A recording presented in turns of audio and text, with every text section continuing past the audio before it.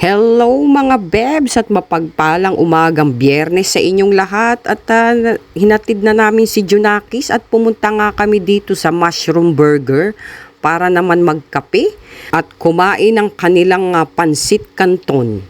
Without meat mga bebs dahil itong sahog nila na puro mushroom ay mga protein na ito. Magmula sa burger and fries nila, puro mushroom. So no guilt mga bebs, lalo na't kung ang concern mo ang iyong for the fitness. So eto na nga ang ating orders mga bebs. At tinitignan ko nga yung billboard ng mushroom nila. Meron kasing non-edible at mga edible. Yung mga poisonous baga.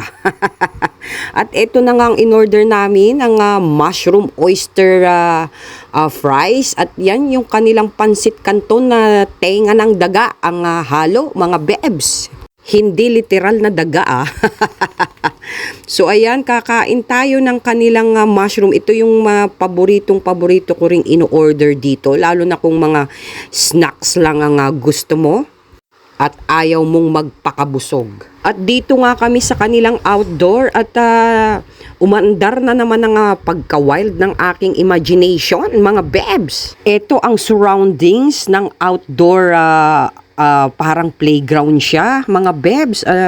Para tuloy may naalala ako. Na malahorol, na may pagka shake, rattle and roll, mga bebs. Kasi fan ako ng shake na rattle and roll noon. Bigyan natin to ng title, Ang Playground, na tipong may lumalabas lalo na pagsapit ng gabi. Lalo na't kung ikaw ay nag-iisa at nagsisiso doon, mga bebs. Ayan, siso. Parang akala mo may nagduduyan mag-isa. At habang umuuga mag-isa ang duyan, parang may batang kumakaway sa'yo. At gusto kanyang isama habang siya ay nagduduyan. At eto namang padulasang ito, parang nakikinita-kinita mo na merong mga nagpapadulas. Grabe namang imagination niya mga bebs. Parang tinatakot mo na yung sarili mo niyan. At eto, naalala mo ito, yung Calvento Files naman ni Claudine Barreto noon. Na dyan siya inilibing. Ewan ko kung napanood nyo yun mga bebs, ang Calvento Files na si Claudine Barreto ang starring doon. Ala, tama na nga yung katatakutan na yan. Gawin nating masaya ang wishing well na yan. Yan ang wishing well pag naghagis ka daw ng piso at humiling ka ay matutupad ang iyong mga hiling. Pero wag mong gawing piso mga bebs, gawin mo ng 20. Para naman na malaki rin ang balik ng iyong hinihiling. At eto naman yung basurahan nila mga bebs. Wala lang, nakuhanan ko lang ng video pero wala akong maikwento dyan. As in basurahan lang siya talaga. Wag na nating bigyan ng meaning at wag na nating ipa-wild ang imagination natin dyan sa basurahan na yan. And a shout out dyan kay Oviena, ang bagong model ng Milo. Congratulations sa iyo at sa iyo nakita ni Milo ang imahe ng isang mabuting anak.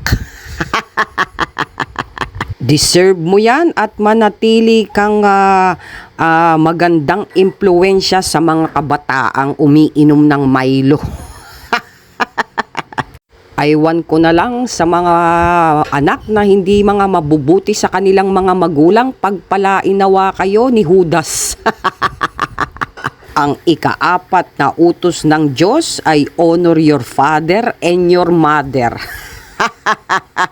Ang nasasaad sa Bible verse sa pagbasa ni Mateo Kapitulo 15, versikulo 4, For God commanded, honor your father and mother, and whoever reviles your father and mother must surely die. Ang harsh, di ba mga bebs? Must surely die.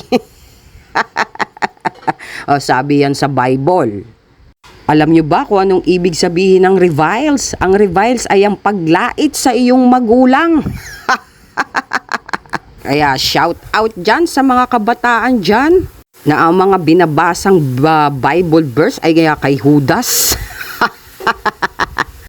Huwag niyong sabihin na kayo ay nagtagumpay nang dahil sa mabait kayo. Mabait kayo kanino? Sa barkada ninyo? Sa girlfriend ninyo? Sa boyfriend ninyo? Hindi lahat ng tagumpay at ang tinatamasa niyong karangyaan ay galing sa Diyos. Kung minsan ay galing yan sa dyablo. Dahil si Jesus noon ay maraming beses na rin tinukso ng dyablo. Dahil sa naranasan niya nga hirap at gutom noon pero hindi niya tinalikuran ng kanyang ama. Bagkus ay tinuloy niya ang kautusan nito.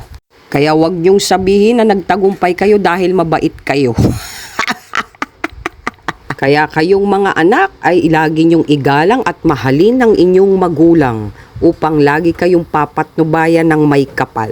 So yun lang mga bebs at patnubayan tayong lahat at bigyan ng walang katapusang biyaya at bigyan ng kapayapaan ng ating puso. At mabigyan ng solusyon ang mga suliraning daladala natin sa ating puso at mga pasangkrus sa ating buhay. Good vibes! Bye-bye!